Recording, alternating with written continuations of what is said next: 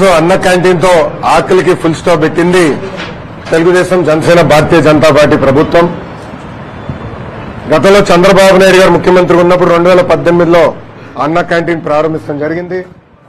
దాంట్లో భాగంగా 203 అన్న క్యాంటీన్లు ఆనాడు ప్రారంభించాం. బాబు సూపర్ 6 హామీల్లో కూడా అన్న క్యాంటీన్ గురించి మాట్లాడటం జరిగింది. దాంట్లో భాగంగా 2వ హామీ కూడా ఈ రోజు తెలుగుదేశం జనసేన భారతీయ జనతా పార్టీ అధికారంలోకి వచ్చిన 100 రోజులు పూర్తి కాకుండా ముందల్నే పూర్తి చేస్తాం జరిగింది.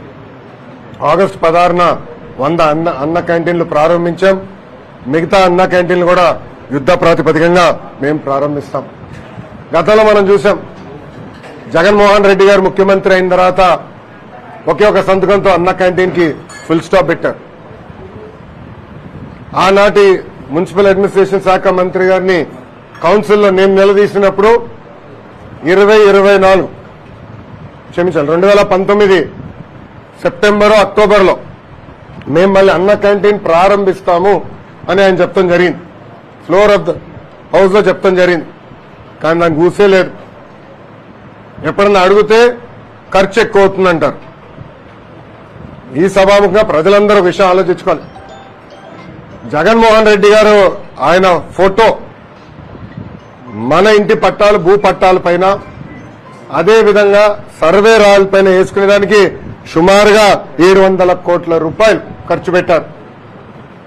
ఇంకో పక్కన ఆయన ఉండేదానికి విశాఖపట్నం ఋషికొండలో 500 కోట్ల రూపాయలు ఖర్చు పెట్టి ఒక అద్భుతమైన ప్యాలెస్ కట్టుకుంటాం జరిగింది. ఇంతేకాదు, ఆయన సొంత పేపర్, అందుకే సాక్షి వచ్చారా లేదా అని అడిగిన, సొంత పేపర్ సాక్షికి ఎవరికి రాని యాడ్స్ 50% ఐఎన్పిఆర్ బడ్జెట్ ద్వారా సుమారుగా 400 కోట్ల రూపాయలు 5 సంవత్సరాల్లో ఆయన సొంత పేపర్ కి ఇచ్చుకుంటాం జరిగింది. సంవత్సరానికి ఈ 203 అన్న క్యాంటీన్లు నడిపించాలంటే సుమారుగా 200 కోట్ల రూపాయలు ఖర్చు అవుతుంది. అంటే జగన్మోహన్ రెడ్డి కట్టుకున్న ప్యాలెస్ బదులు నిరుపేద కుటుంబాలకి అన్నం 3 పూటలు పెట్టుంటే, భోజనం 3 పూటలు పెట్టుంటే 2.5 సంవత్సరాలు ఆ డబ్బులతో పెట్టుండొచ్చు. లేదంటే సాక్షికి ఇచ్చిన డబ్బుల ద్వారా 2 సంవత్సరాలు పెట్టుండొచ్చు. లేదంటే ఆయన రాలేసుకున్నాడే, ఇది సర్వే రాలు, లేదంటే ఆయన మొహం పెట్టుకున్నాడే ఏదో మన ఇది పాస్బుక్ మైన, దాని ఖర్చు పెట్టి బదులు అన్న క్యాంటీన్ కానీ డబ్బులు పెట్టుంటే 3 సంవత్సరాలు నడిపించుండొచ్చు, 3.5 సంవత్సరాలు నడిపించుండొచ్చు. ఈ సభాముఖంగా ప్రజలందరినీ ఆలోచించమంటున్నా. విశ్వవిఖ్యాత నరసార్వభౌమ స్వర్గీయ నందమూరి తారక రామారావు గారు పదే చెప్పేవారు, పేద ప్రజలే మా దేవుళ్ళని.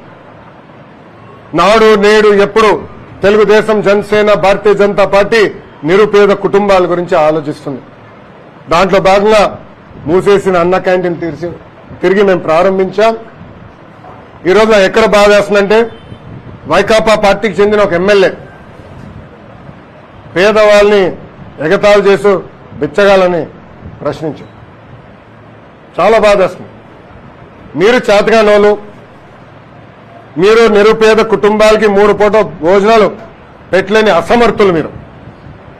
మీరు నిరుపేద కుటుంబాలను అవమానించే హక్కు ఎవరిచ్చారని అడుగుతున్నారు.